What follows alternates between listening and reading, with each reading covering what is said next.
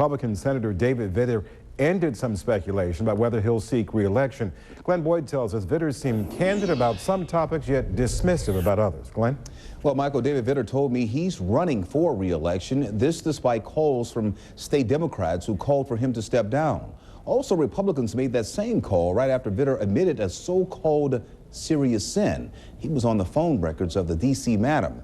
Vitter made that admission last July with his wife Wendy at his side. Since, Vitter has been low-key, staying out of the political limelight, so to speak. Today, he was the guest speaker at the Greater New Orleans Broadcasters Association luncheon. Afterwards, I asked the senator about those calls for him to step down in light of the sex scandal surrounding former New York Governor Eliot Spitzer, who was forced to resign. Forced the Spitzer resignation.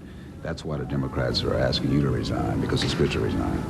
Maybe. Of course, most of them were asking beforehand, so it's just, sort of the excuse du jour.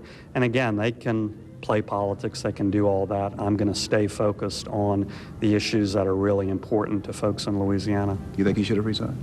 I'm focused on the job that's in front of me.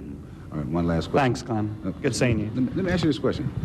Do you plan to testify in the D.C. madam case?